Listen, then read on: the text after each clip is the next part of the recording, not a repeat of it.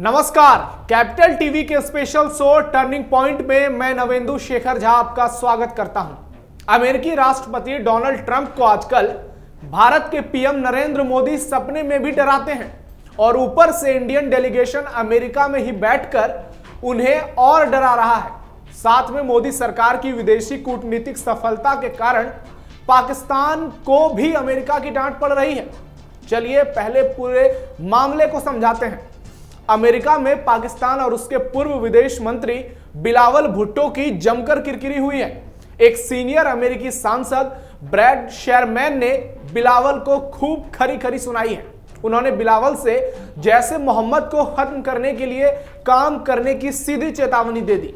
अमेरिकी सांसद ने पूर्व विदेश मंत्री बिलावल भुट्टो जरदारी के नेतृत्व में आए पाकिस्तानी प्रतिनिधि मंडल से कहा कि वो आतंकवादी समूह जैश ए मोहम्मद के खिलाफ कड़ी कार्रवाई करे और देश में अल्पसंख्यकों की सुरक्षा सुनिश्चित करे।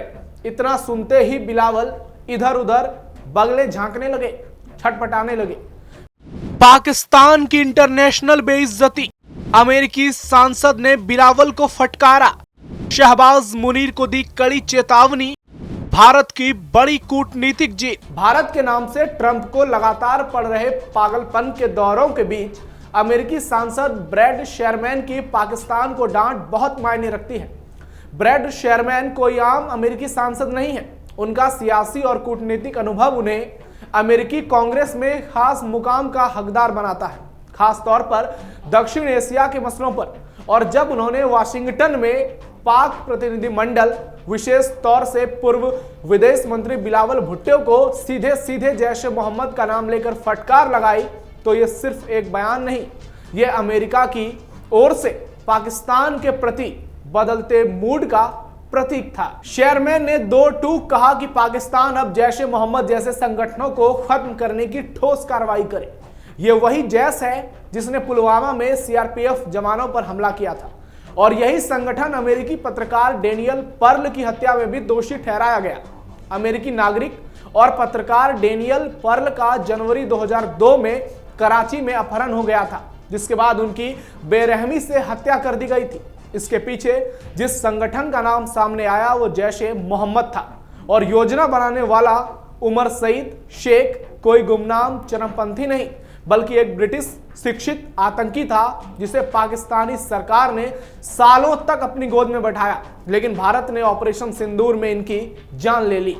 पाकिस्तानी अदालत ने बाद में सजा तो दी, मगर हाई कोर्ट ने 2020 में उस सजा को ही पलट दिया, जिससे अमेरिका सहित पूरी दुनिया में आक्रोश फैला। पाकिस्तान ने यह दिखा दिया कि वो आतंकियों को सिर्फ पालता नहीं, उनके लिए दरवाजे भी खुला रखता है।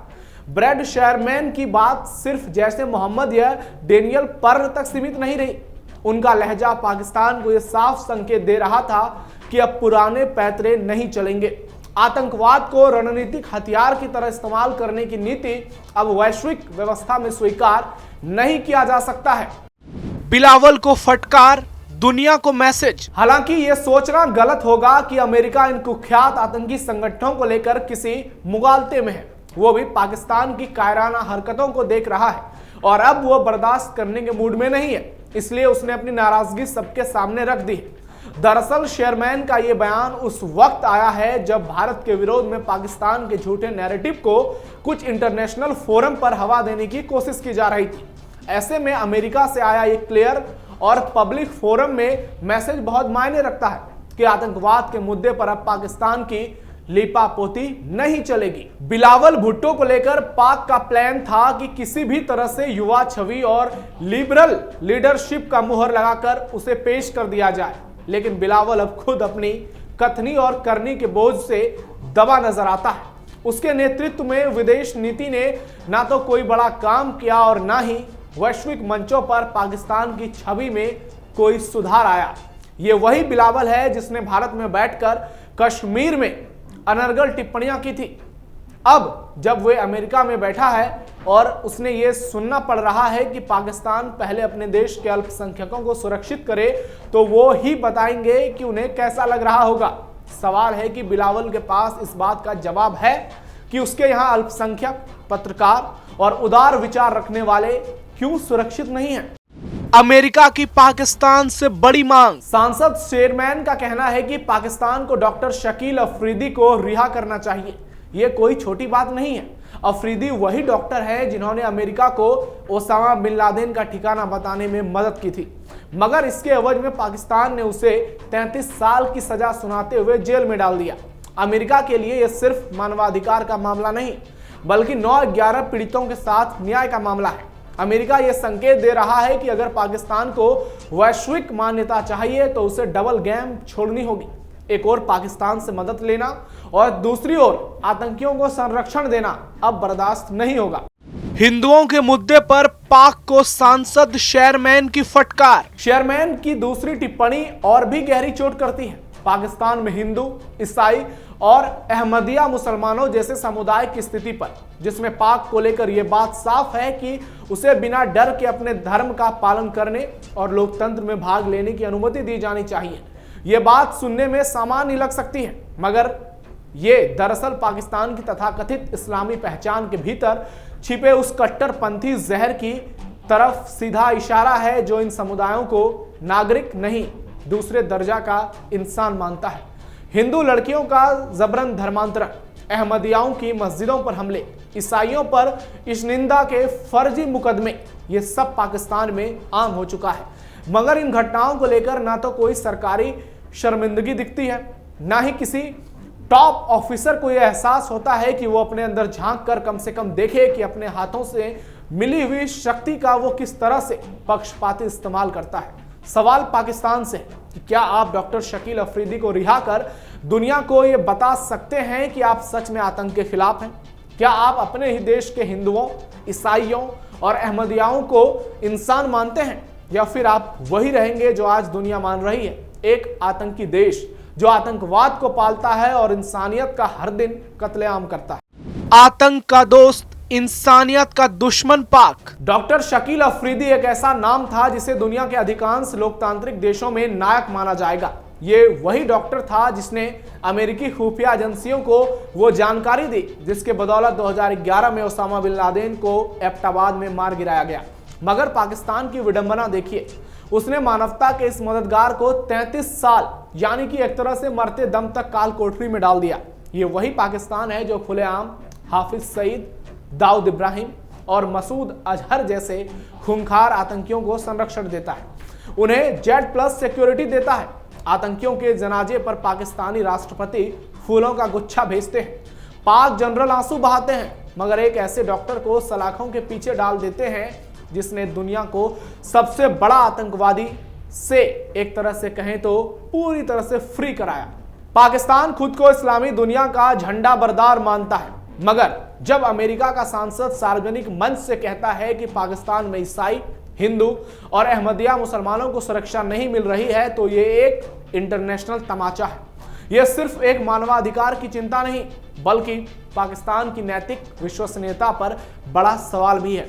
ये वही वजह है कि अब मलेशिया, इंडोनेशिया जैसे देश भी पाकिस्तान के भड़काऊ प्रस्ताव को गंभीरता से नहीं लेते हैं। शेरमैन का यह कहना है कि मैंने पाकिस्तानी प्रतिनिधिमंडल को आतंकवाद से लड़ने की अहमियत समझाई, खासकर जैश-ए-मोहम्मद को खत्म करने को कहा, जिसने 2002 में अमेरिकी जर्नलिस्ट डैनियल पर्ल की हत्या की थी। एक सामान्य सलाह नहीं बल्कि चेतावनी है, और ये चेतावनी किसी एक संगठन के लिए नहीं बल्कि पाकिस्तान की पूरी आतंकी ढांचे के लिए है।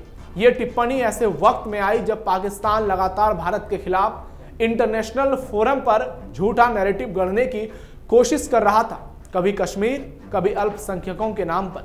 मगर अमेरिका का ये सार्वजनिक बयान पाकिस्तान को ये बताने के लिए काफी है कि अगर आतंकियों को संरक्षण दोगे तो वैश्विक सहानुभूति की कोई उम्मीद मत करना।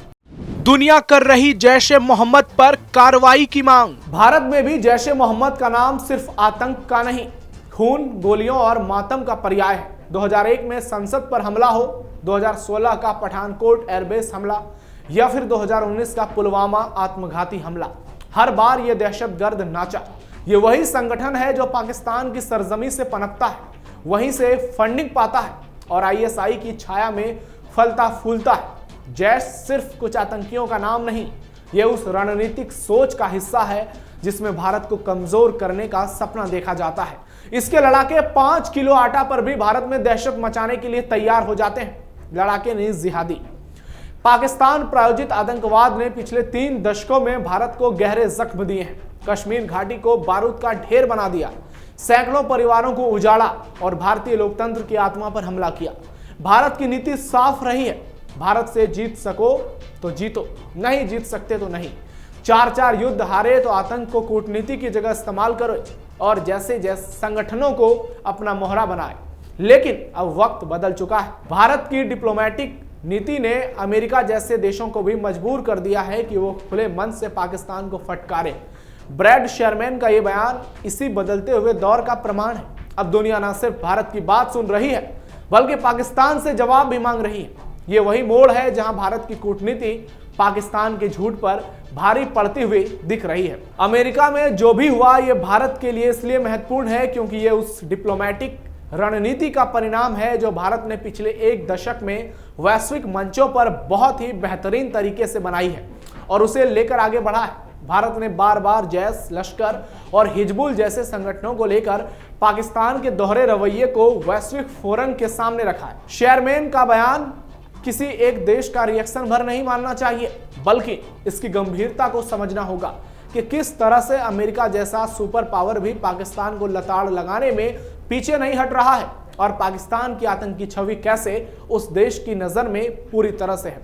साथ ही इसमें एक बात और सबसे खास है और इसमें भारत की बहुत बड़ी सफलता है। आज भारत जो कह रहा है उसे दुनिया सुन रही है और सिर्फ सुन ही नहीं रही है बल्कि पाकिस्तान को फटकार भी रही है। ब्रैड शेरमैन के शब्द सिर्फ सियासी टिप्पणी नहीं, वो पाकिस्तान को भी दी गई अंतिम चेतावनी की तरह है। अब भी सुधर जाओ वरना तुम्हारी छवि, सहायता और इंटरनेशनल समर्थन तीनों से तुम्हें हाथ धोना पड़ेगा। बिलावल भुट्टो के चेहरे पर झलकती हताशा पाकिस्तान की विदेश नीति की विफलता का आईना बन चुकी है। भारत की यह कूटनीतिक जीत है जो बिना शोर के सटीक निशाने पर वार करती है। आज के टर्निंग पॉइंट में इतना ही। कैसा लगा हमारा ये खास शो आपको? कमेंट बॉक्स में अपना फीडबैक जरूर दीजिए और हाँ, आप सावधान रहिए, अलर्ट रहिए और अपने आसपास पैनी नजर रखिए। धन्यवाद। जय हिंद।